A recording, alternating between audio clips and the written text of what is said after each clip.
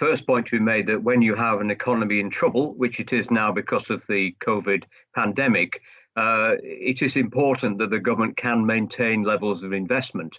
And infrastructure has got to be top of that particular list. We're continuing with HS2, which will benefit the north.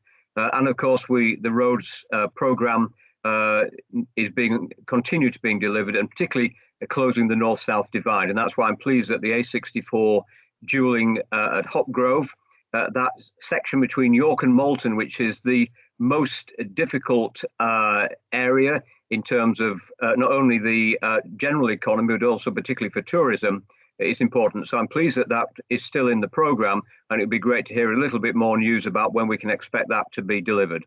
Yeah, okay. Well, we've been talking about the Hopgrove one for a good couple of years now, but let's look ahead to how important it could be to speed up some of the rest of it. Because yes, you point out that is an important junction. It is a problem, but there's so much of the A64 that's single lane and still creates problems coming in and out. Yeah, well, the first point is we have speeded up the traffic between Malton and Scarborough. When I was the minister, we increased the speed limit for HGVs from 40 miles an hour to 50 miles an hour on those single carriageway stretches. So no longer were you crawling behind a Morrison's lorry or a supermarket lorry travelling bang on the speed limit. They were complying with the law, but that did create a dangerous situation where people often, sadly, overtook in dangerous places, but also it's meant that the traffic can be speeded up. The section actually, if you look at the analysis of congestion, the section between Malton and Scarborough is not particularly the problem. The problem is between Malton and York. It's those two sections, the one up to Whitwell and the one between the bottom of Whitwell Hill and through to Hopgrove Roundabout.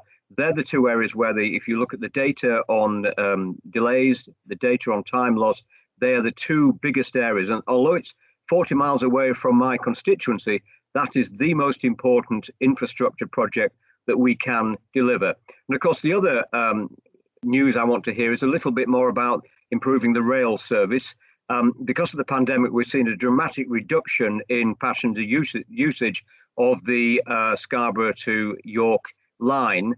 We would, if this had not been the case, already seen a second service opened up by Northern. So we'd have had a choice of two operators and a half-hourly service. And I'd like to see, as soon as we get the economy back on track, as soon as we get people travelling again, I need to be absolutely assured that we will have that half-hourly service, because you could almost describe a half-hourly service as a walk-up service, whereas an hourly service, there's no way you would go to the station and catch the next train. You'd need to know when the train was leaving. So it's important that we can make sure that happens. So better rail connections and improving the A64 on that really difficult bit, particularly around that notorious Hopgrove roundabout. We're not expecting any specific announcements within the context of the budget on any of that, or are you?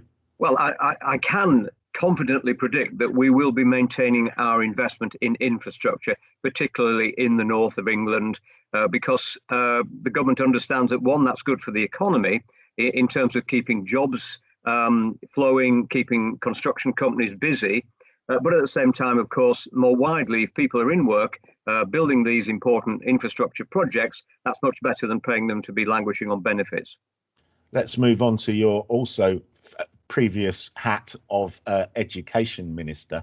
Now, people have been talking about education now, well, forever, but particularly over this last year throughout the whole stuff. And now, we're hearing from students all over the place who, are unhappy with that they're not getting value for money from their course fees, and obviously long gone are the days of maintenance grants and all that sort of thing. But also there's the additional worry now that they're coming or will be coming out of education, be that secondary school education or indeed university level or higher level, and there won't be the jobs to go into that there might have been before, because of the state of the economy and lots of businesses going out of business. So this is why, they're being kind of labelled as the lost generation. What can we do to support them? Well, I think there's 2 points you made there, John. First is about children in education and students in education. It's been a very difficult time. Many students have been working from home. That's presented problems in terms of access to IT equipment. And indeed, talking to those further north from here, working in the education sector, I know that there's some children who've been provided with laptops, but can they get them to log in at 9 o'clock in the morning to do their work? It's been very difficult. So there have been real problems. There's been, I think, quite a variation between the way that some schools have delivered for their children working at home and others. And sadly, the splits between the well-off and the less well-off, I suspect, will have been increased in this because, it's been the case that many children in disadvantaged families have not been able to work from home for a variety of reasons, whereas others have been supported much more. And we need to address that specifically as we move forward out of the pandemic to make sure that those children are not left behind. So far as those leaving school and going to the workplace are concerned, and those leaving university, yes, it will be a difficult time, which is why, of course, the government have brought in so many schemes, including the furlough scheme and cash grants to companies to keep those companies alive so that they're ready when the economy takes up. And of course, what we also know is that there's a lot of latent demand in the economy. Whilst many people have had a very hard time during lockdown, others have found that their salaries have still been going into their bank accounts, but they've not been going on holiday, they've not been commuting to work, they've not been spending money on meals out. So there is a lot of money out there waiting to be spent. And I hope that because we've kept these companies ticking over and that latent demand does come forward, we will see particularly local companies in the tourism sector benefiting from that money coming through. So the Chancellor, I think needs to keep the support that companies have had going through, because it's no point keeping these companies on life support just to pull the plug at the very moment when they're right on the verge of maybe coming through it. Absolutely. I was just about to say, a lot of businesses are calling for continued furlough support and grant support, whichever sort of packages it comes in, amid fears that, there might be a rein back on that, because when you look at the debt that we're facing at the moment, that obviously is a really difficult thing